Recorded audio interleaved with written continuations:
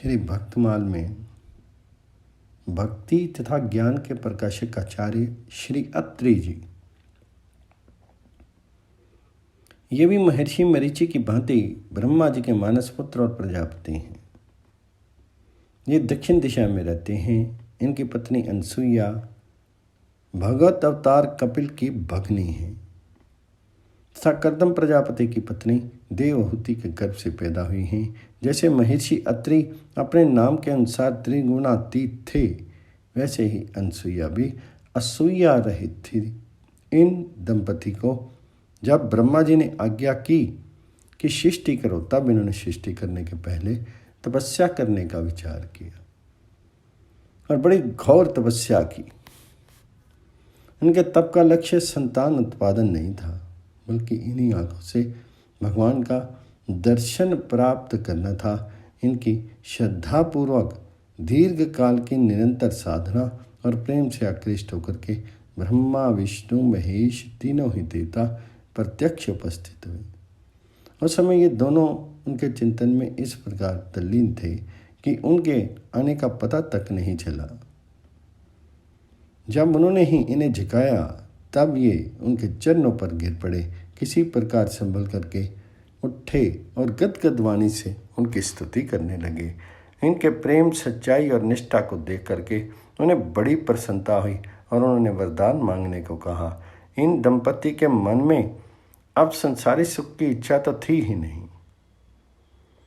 परंतु ब्रह्मा की आज्ञा थी सृष्टि रचने की और वे इस समय सामने ही उपस्थित थे। तब इन्होंने और कोई दूसरा वरदान न मांग करके उन्हीं तीनों को पुत्र रूप में मांगा और भक्ति परवश भगवान जी ने उनकी प्रार्थना स्वीकार करके ऐं मस्तु कह दिया। समय पर तीनों ही ने इनके पुत्र रूप से अवतार ग्रहण किया। विष्णु के अंश से दत्तात्रेय, ब्रह्मा जी के अंश से चंद्रमा और शंकर के अंश से दुर्वासा का जन्म हुआ। जिनकी चरण धूलि के लिए बड़े बड़े योगी और ज्ञानी तरसते रहते हैं, यही भगवान अत्रि के आश्रम में बालक बन करके खेलने लगे और दोनों दंपति उनके दर्शन और वात्सल्य स्नेह के द्वारा अपना जीवन सफल करने लगे। अनसुईया को तो सब कुछ, दूसरी बात सूझती ही नहीं थी। अपने तीनों बालकों को खिलाने पिलाने में ही लगी रहती थी। इन्हीं के पातिव्रत्य सतीत्व से प्रसन्न होकर के वन गमन के समय स्वयं भगवान श्री राम सीता और लक्ष्मण के साथ इनके आश्रम पर पधारे और इन्हें जगत जननी माँ सीता को उपदेश करने का गौरव प्रदान किया। कहीं कहीं ऐसी कथा आती है कि महर्षि अत्रि ब्रह्मा के नेत्र से प्रकट हुए थे और अनसुईया दक्ष प्रजापति की कन्या थी। ये बात कल्प भेद से बन सकती है। अनेकों बार बड़ी बड़ी आपत्तियों से इन्होंने जगत की रक्षा की है। पुराणों में ऐसी कथा आती है कि एक बार राहु ने अपनी प्राणी शत्रुता के कारण सूर्य पर आक्रमण किया और सूर्य अपने स्थान से च्युत हो गए, गिर पड़े। उस समय महर्षि अत्रि के तपोबल और शुभ संकल्प से उनकी रक्षा हुई तथा जगत जीवन एवं प्रकाश से शून्य होते होते बच गया। तब से महर्षियों ने अत्रि का नाम प्रभाकर रख दिया।